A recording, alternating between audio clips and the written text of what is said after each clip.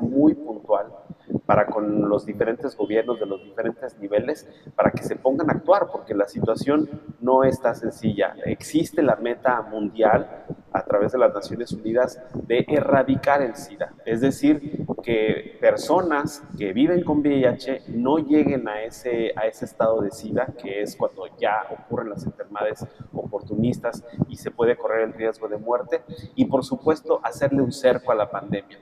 Esta humanidad, la humanidad misma, aprendió muchas lecciones en la pandemia del COVID y descubrimos que la mejor manera para detener ese virus era hacer testeo masivo. Recordarás cómo se hacían las pruebas en todo momento cuando viajabas, cuando tenías que ir a algún lugar de fuera del país, por ejemplo, cómo el testeo masivo localiza los casos y enseguida se pueden atender esos casos. Lo mismo pasa con esta pandemia de VIH-Sida, sigue siendo una pandemia global y por lo tanto es necesario y urgente el testeo masivo para que todas aquellas personas que no saben su estado serológico lo conozcan y si es positivo ese estado serológico, entonces accedan a un tratamiento.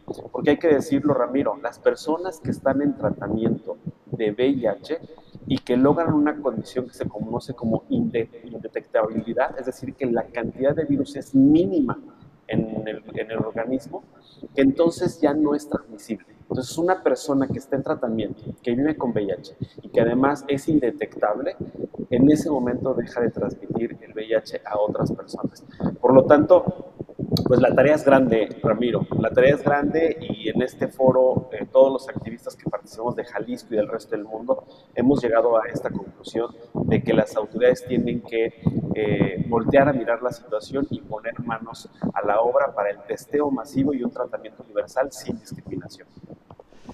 Víctor, después de la pandemia hubo más casos, es decir, al saber de personas con temas de esta clase de padecimientos en donde tienen muy bajas las defensas, el tema de los cuidados por el tema de la pandemia y el COVID-19 se acrecentó.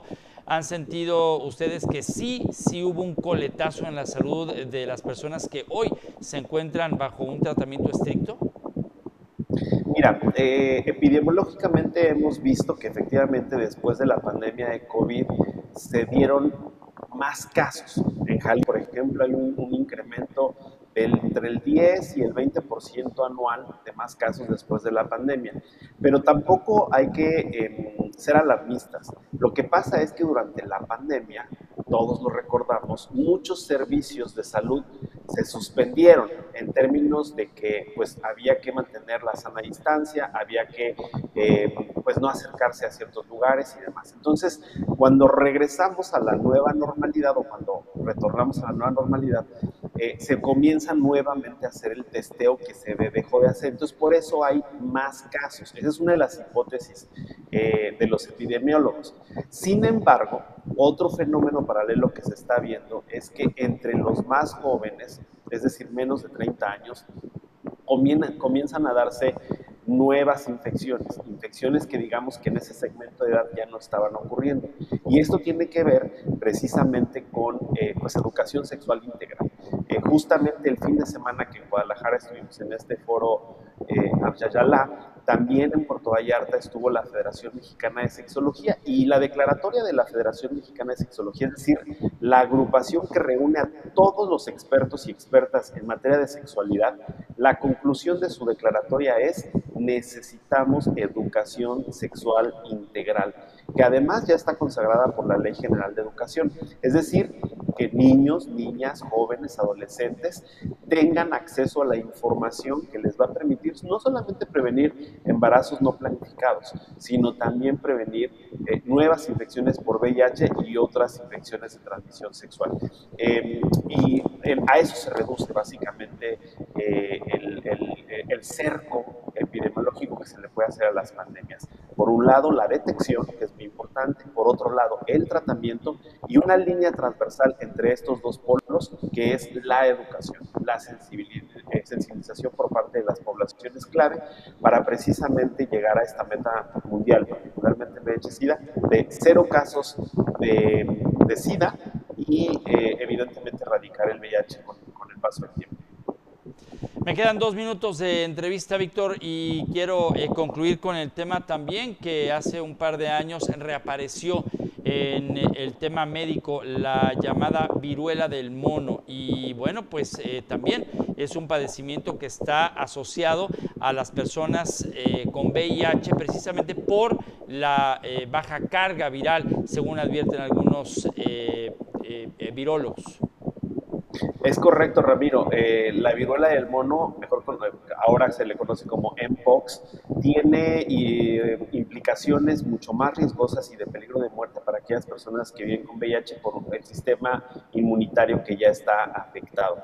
En el primer brote, que por cierto Jalisco fue el primer estado, particularmente Puerto Vallarta, donde hubo el primer caso en México de Mpox, precisamente hace un par de años, bueno, pues lo que ocurrió en el primer brote es que hubo resistencia del gobierno federal anterior. Hay que recordar que en México existe una instancia del gobierno que se llama COFEPRIS que autoriza cuáles son los medicamentos y en este caso las vacunas que se puedan aplicar en el país.